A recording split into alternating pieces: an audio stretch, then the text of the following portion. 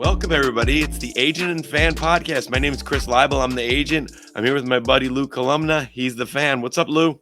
Not much, man. Hanging in there, just finishing off the All-Star weekend. Let's dive right in, man.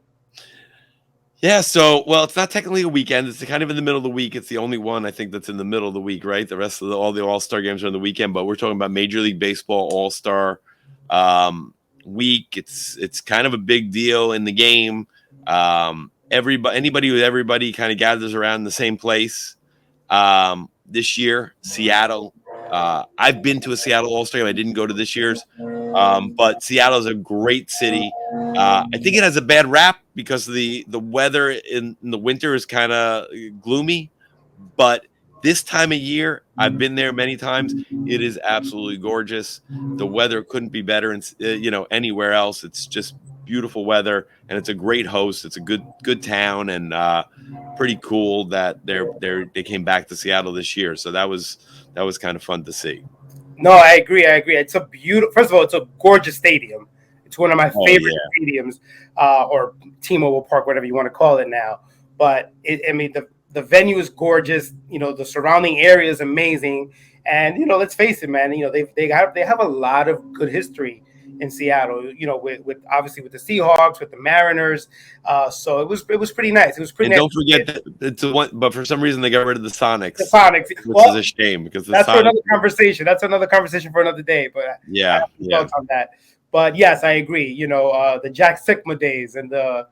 I don't remember anything to the Jack Sigma days, but the Sean Kemp and Gary Payton, and I mean, I can go on and probably name the whole team if you want me to, but those days were amazing, huh?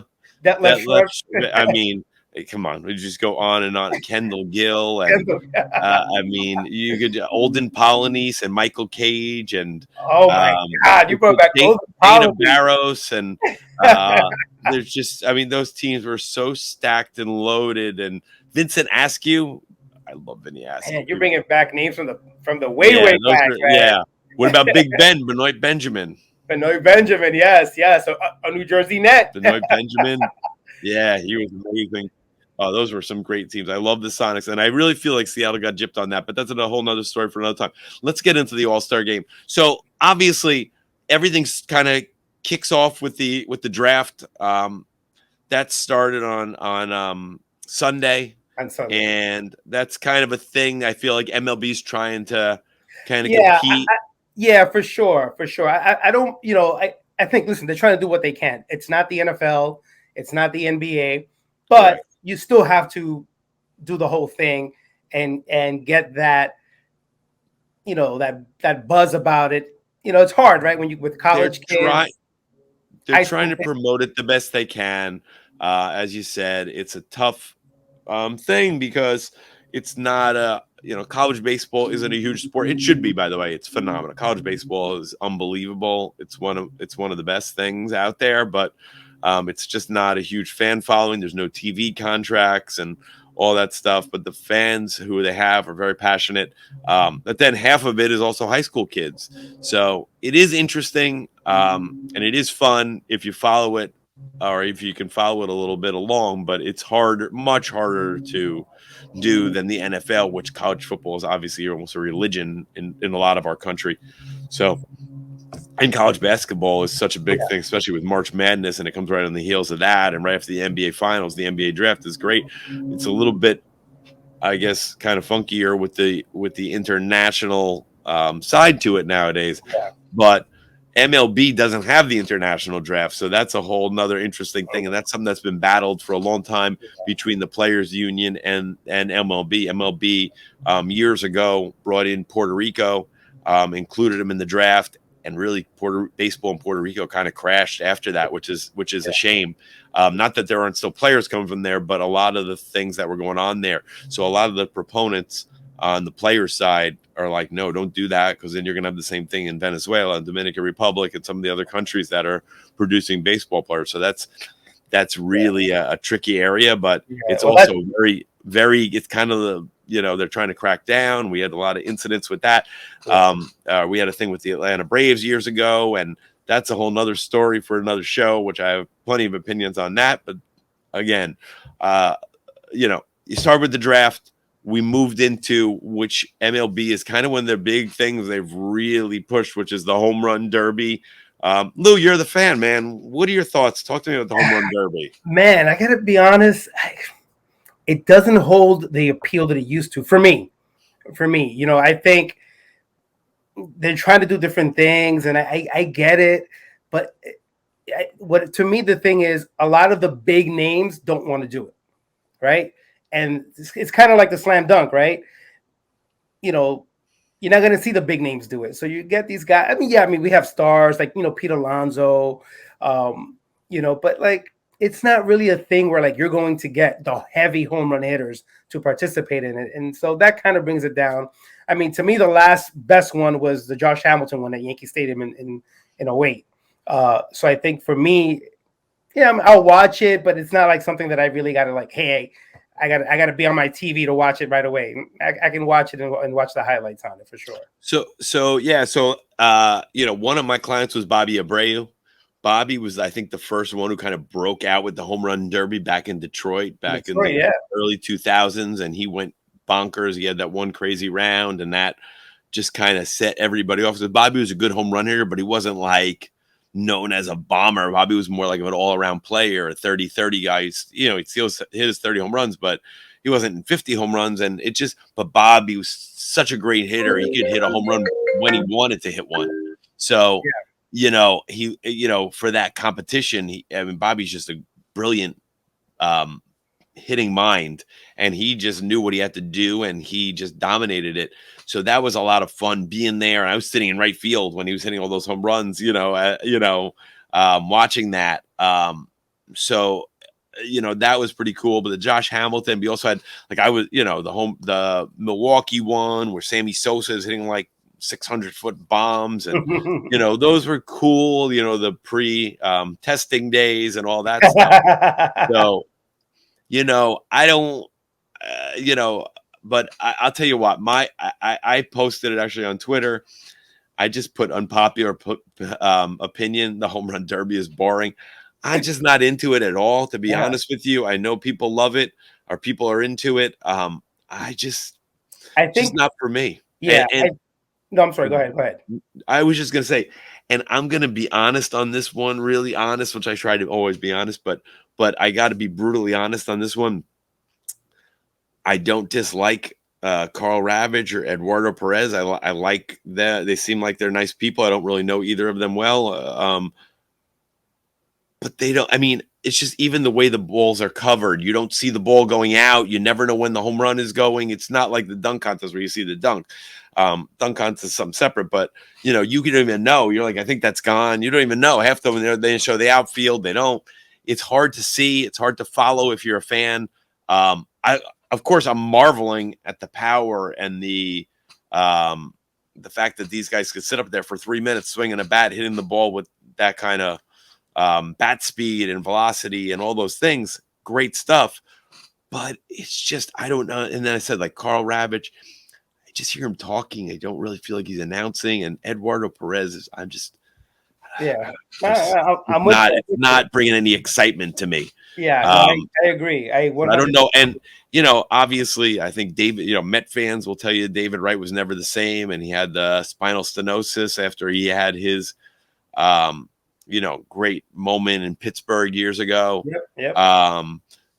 That's why some of the people you're saying, and I know you're talking about your guy, Aaron Judge, he didn't, he hasn't done it or whatever, at least recently. I don't know. To me, it's not. I know they're trying to make it into something, and you have to marvel at these guys' abilities, but I don't know. It's not for me, to be honest with you. It's not must-see TV like it was at the beginning. And I don't know. It's just I like the old show. Remember the old show, Home Run Derby? Yeah. It was like Willie Mays versus Mickey Mantle. Exactly. Those were. But again, that to me is what's missing, right?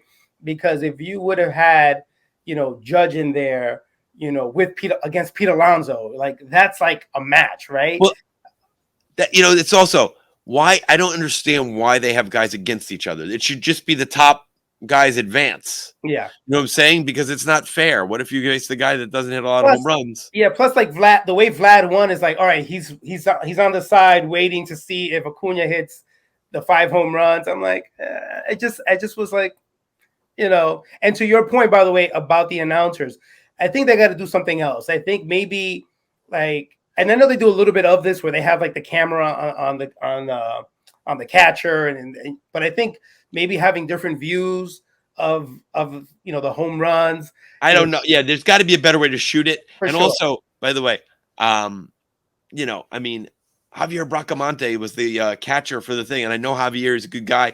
I've known Javier a long time. Very good guy. I like Javier. I'm happy he's getting named on the thing. You don't have to mention Javier Bracamonte. Nobody knows who he is. Nobody knows who he is. It doesn't have to. I mean, no, the audience doesn't know. You could mention him and get him a plug or whatever. Eduardo Perez is talking about him like it's Aaron Judge out there. You know what I mean, or whatever. Exactly. No one Javier, and he's telling he's giving him little tips in Spanish.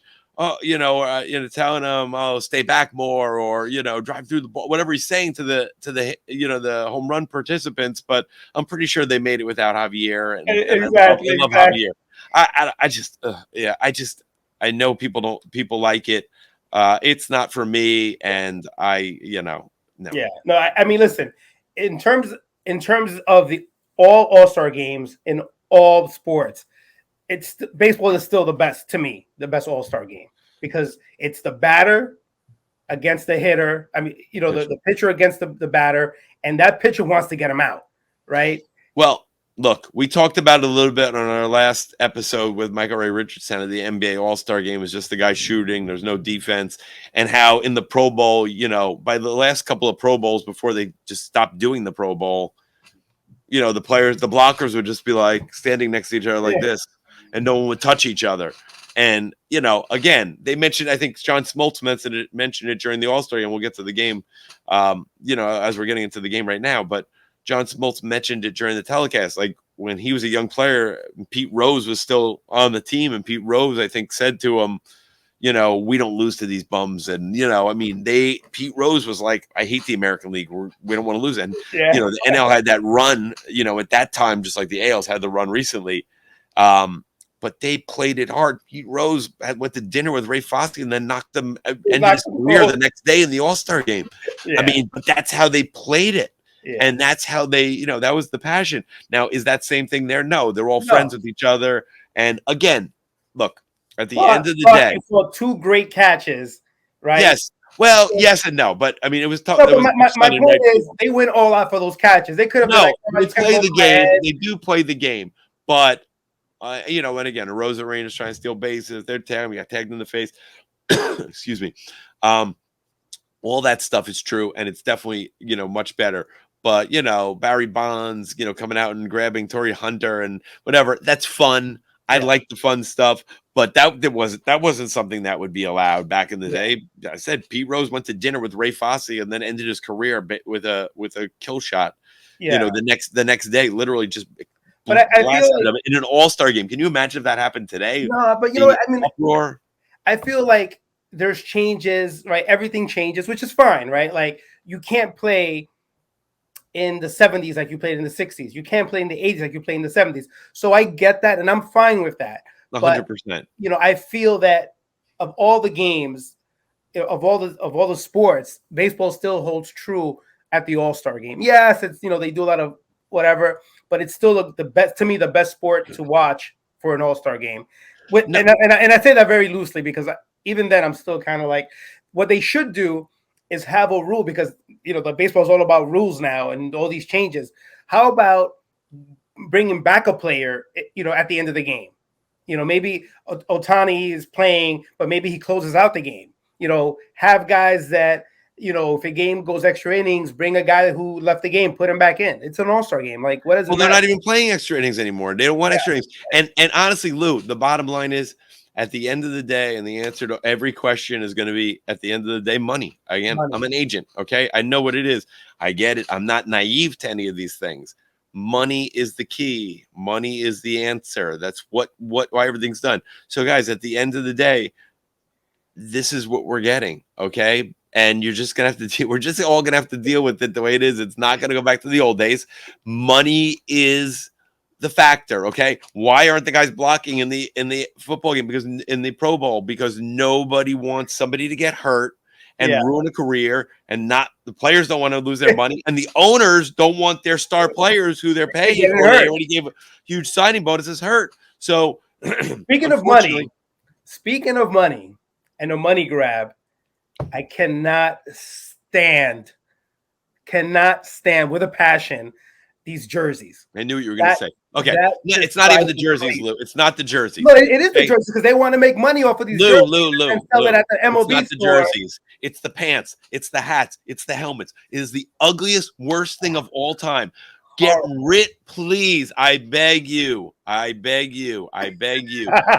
rid of these uniforms. Don't give me Seattle colors for both teams. I don't care. I want it to be like the old days where the team picture where everybody. I have an idea. I do have an idea. I'm going to tell you. I'm going to tell you in a second. Okay, the National League hats were possibly the ugliest things I've ever seen in my entire life. A plain, I don't even know what color that was. I'm sorry, helmet with an N on it. Yeah, a plain N. I mean, literally, it came out of a wrapper that someone just stuck on it. Why? Why can't we come up with a cool looking design? I design the uniforms for my town where I live for the travel teams. Everybody loves the uniform, loves the hats. They love the design. They love the font and whatever I decide to use to make our logo or whatever it is. This isn't a big process. You could come up with something better than the simplest, stupidest, plainest N. Okay, the hats. Why are the hats those colors? What are those hats? Those are the ugliest hats. Who would buy one of those? I know it's money. We're selling hats. Who in the world would buy that hat? Is the ugliest hat I've ever seen. It was like tan, and it had it had the team logo on it. But that's my point, right? Like you have these, these like these uniforms. They all look horrible, Lou. But the problem with baseball is this. This is the problem to me with MLB. They're trying as hard as they can to accommodate a certain fan base, which I get. Right. And I get that they have a certain, group of people that they want to, focus on and target. I get all that. But you're losing a lot of what makes baseball. To me, growing up is, every guy, with his uniform, it was just different. Now, you want to be different, then be different. That's being different now because every other sport has these crazy uniforms. Be different and have the uniform of that player, of that team. And it just, for me, it shows better on TV. I got an idea. Okay. I know they're selling uniforms, right? And the answer, again, everybody, the answer is money. They're selling things, okay? Now, you're going to get kids that are going to the game and they're going to pull on their mom and dad's shirts and say, oh, please, I want one of those jerseys. And they're going to get them. They're going to spend $150 and buy the jersey. And so it's going to say National League and it's going to be Seattle Mariners colors. And they're going to wear it that day and they'll wear it for a couple of weeks or whatever. And yeah, they made their $150 and all that stuff. That's cool. Okay. But I have an idea. Look, where's the real money at for people? What can we wear? You can wear every day, not just one day a week until you wash it. What could you wear every day? What do we wear? What does everybody wear? What does everybody have? Plenty of it, and they're affordable. Okay, they're not as affordable as they used to be, but they're still affordable. I'll give you a hint. You're wearing one right now. Sneakers. Oh, you're talking about hats? Oh, yeah. Okay. So here's my idea. My idea. Instead of making the ugliest possible color and putting the team logo on it, if I'm a Yankees fan, which I'm not, that Yankee logo, the classic, the most famous logo that turn your hat down a little bit, the most famous logo in all of sports and maybe in all of the world, that logo is sitting on a brown hat on Garrett Cole to start the game. Like, no. Now, what's my idea? Here's my idea. Okay. And this can be done with the uniforms too. But I love the fact that when I was a kid and I was sitting watching, my team was the Mets, and I see Darryl Strawberry wearing his Mets pinstripe jersey with the orange and blue sleeves, and sitting next to him is Mike Schmidt with his Phillies, white one with the P on the breast, and and next to him is you know, and on and on and on and on. It's Dale Murphy with the old Atlanta A.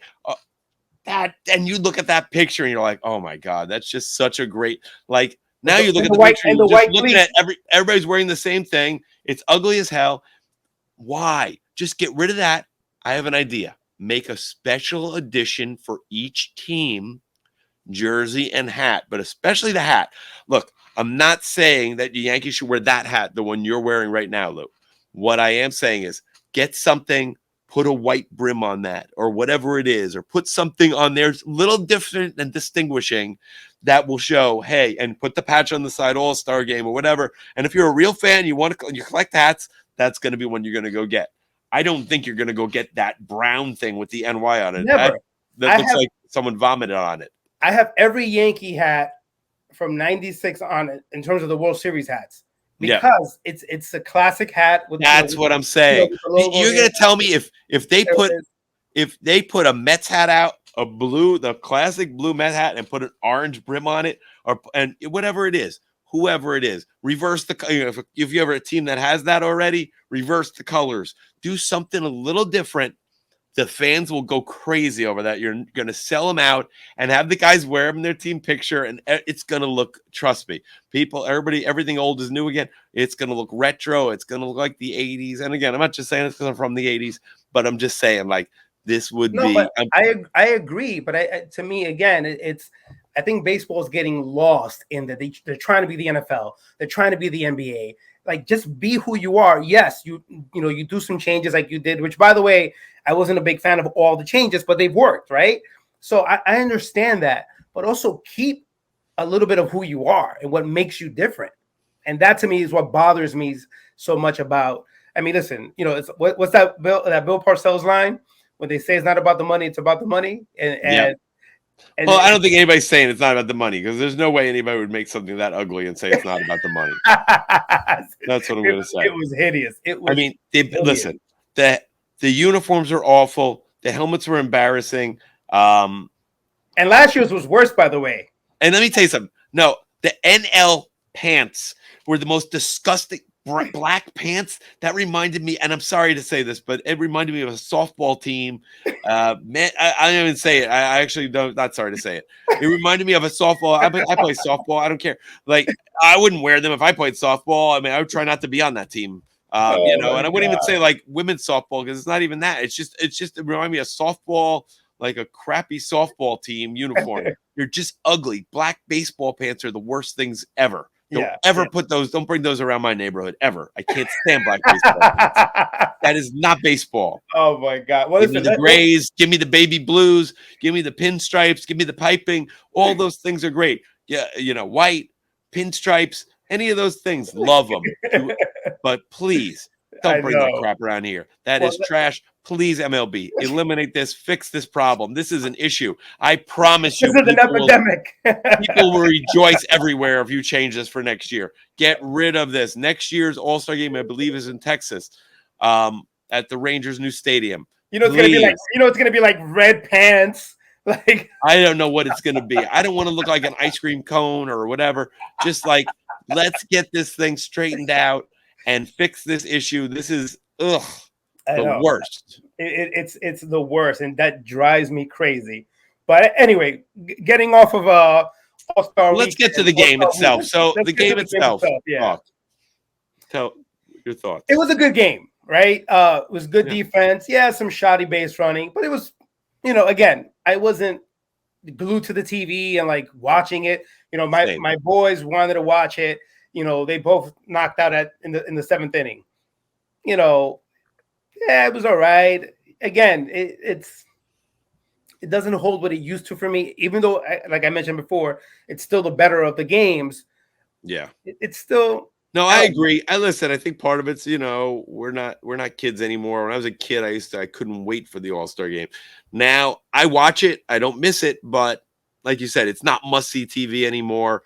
I was sitting outside by the pool and had the TV on outside. The kids were playing in the pool, watching from time to, picking their heads up and watching plays or whatever, or pitches here and there. But we eventually went inside and watch more. Look, at the end of the day, I actually like, by the way, they like the the pregame stuff more.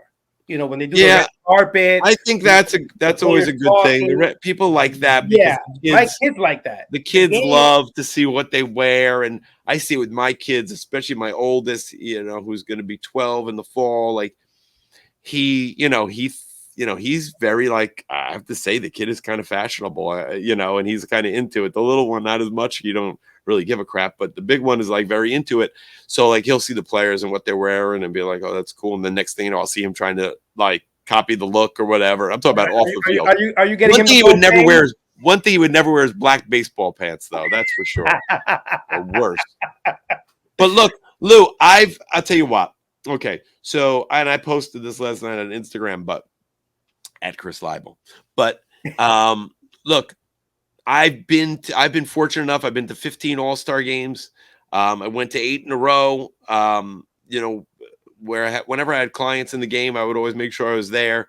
And it's an amazing experience, and MLB does put on a great show, and all the things around it, because all the companies that are involved, whether it's Franklin or Rawlings or all Major League Baseball Players Association always has a great party, and these guys, they always have a great thing, and I've had some great memories and moments from doing this stuff.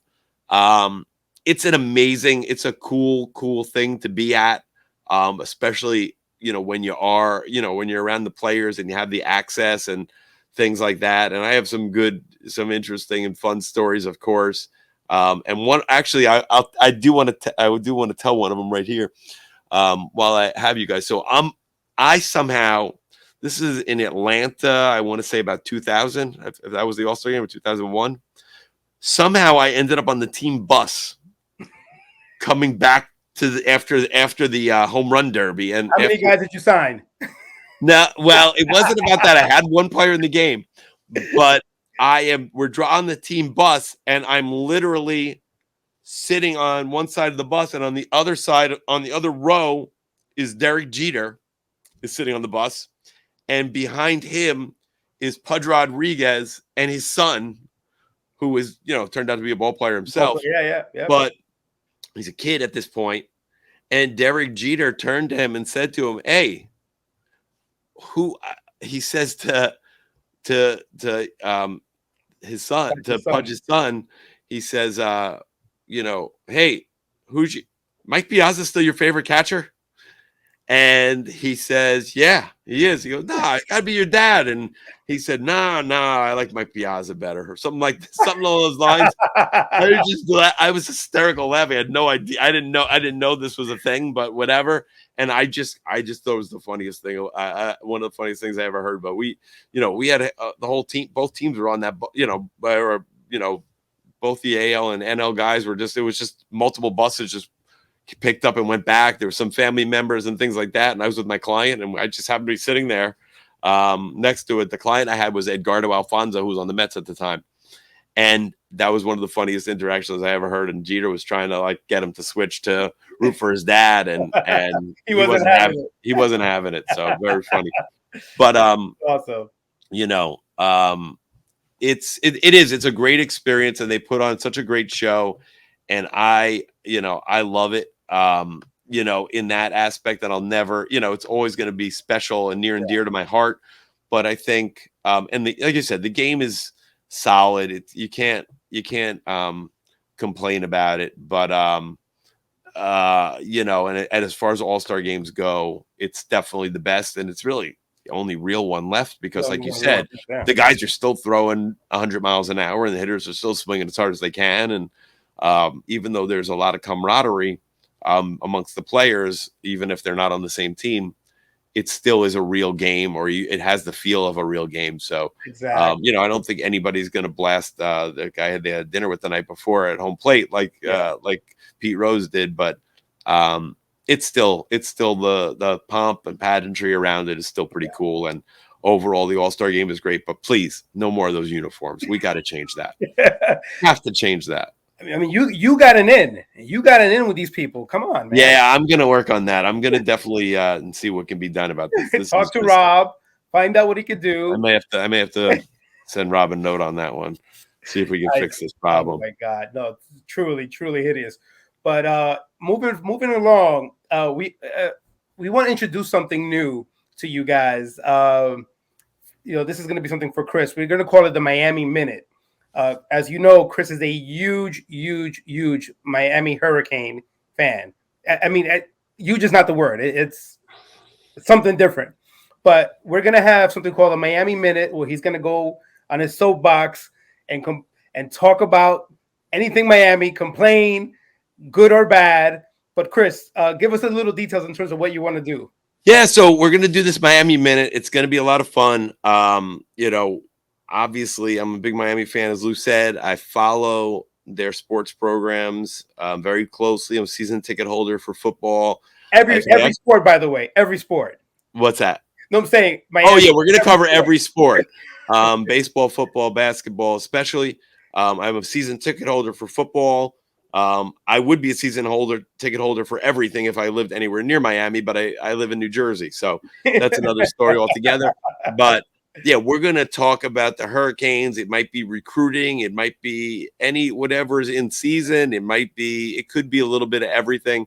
But we're going to get into the Miami Hurricane sports program. It's not going to be the whole show. It'll be a small portion of it. We're going to get into it hardcore when it comes to that. And I'm going to, I'm very passionate about it. And I'm going to say I'll actually kind of become the fan at that point. Sorry. I don't want to step on your toes or anything. But. Passionate is an understatement. But that's going to be fun. Yeah, I'm looking forward to doing it. We'll start that with the next episode. But listen, everybody, thanks for joining in. And again, fix the uniform problem, MLB. We're going to get back into it again. I'm sure we'll talk about it again next year. Yeah, I'll talk to you about it, Lou. Everybody, thanks for joining in. We'll see you next time. Thank you. Take care, guys.